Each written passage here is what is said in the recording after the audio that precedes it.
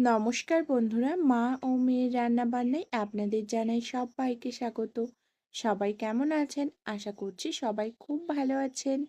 আজ আমি আবারও সম্পূর্ণ একটা নতুন রেসিপি নিয়ে আপনাদের মাঝে হাজির হলাম।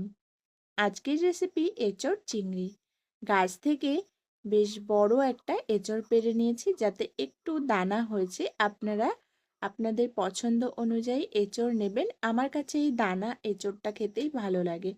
বীজগুলো একটু শক্ত শক্ত হয়ে যাবে এরকম দেখে একটা এঁচড় নিয়েছি। মা আমাকে এঁচড়টা কুটে হেল্প করে দিচ্ছে। এদিকে আমি চিংড়ি মাছটাকে ছাড়িয়ে নিচ্ছি। চিংড়ি মাছটাকে বেশ ভালো করে বেছে নিলাম। মশলা তৈরি করে নিচ্ছি। গোটা গরম মশলা, জিরে, আর দিয়েছি টমেটো, পেঁয়াজ, রসুন, আদা, লঙ্কা। একটা মিহি পেস্ট তৈরি করে নেব। এদিকে কড়াইতে তেল গরম করে চিংড়ি মাছগুলোকে লবণ হলুদ মাখিয়ে দিয়ে দিলাম তেলের মধ্যে।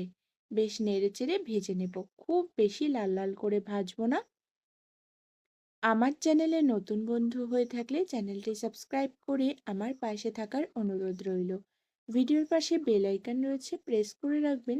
তাহলে যখনই আমি নতুন নতুন রেসিপি শেয়ার করব, সবার প্রথমে আপনার কাছে নোটিফিকেশান পৌঁছে যাবে। চিংড়ি মাছ ভেজে তুলে নিলাম। ওই তেলের মধ্যেই আমি দিয়েছি আগে থেকেই কেটে ধুয়ে রাখা আলু। আপনারা চাইলে আলুটা দিতেও পারেন, আবার নাও দিতে পারেন। আমি আলু একটু পছন্দ করি, সেই জন্য দিলাম।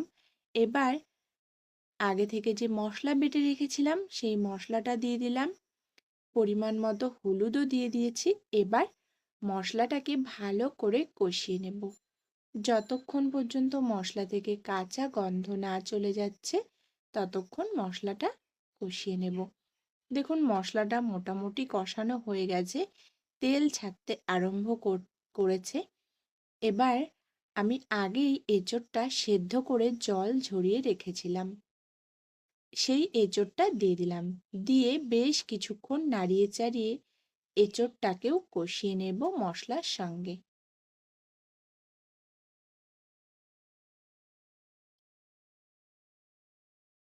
আমাদের বাঙালির প্রিয় এঁচোড় চিংড়ি। এইভাবে একবার রান্না করে খেয়ে দেখুন, আশা করছি খুব ভালো লাগবে।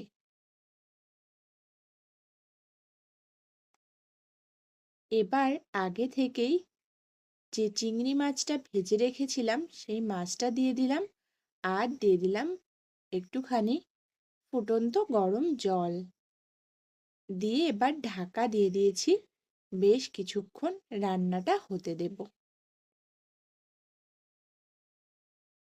বেশ ভালো মতন সমস্ত কিছু কিন্তু সেদ্ধ হয়ে গেছে, আর রান্নাটাও প্রায় হয়ে এসেছে।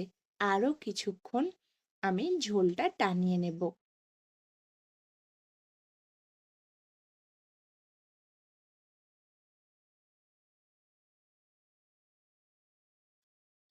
নামানোর আগে দিয়ে দিচ্ছি একটুখানি পরিমাণে চিনি, আর দেব একটুখানি ঘি।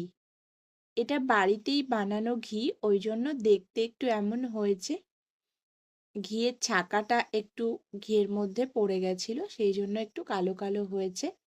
আজকের রেসিপি এই পর্যন্ত। দেখা হচ্ছে অন্য কোনো রেসিপিতে। সবাই ভালো থাকবেন, সুস্থ থাকবেন। ধন্যবাদ।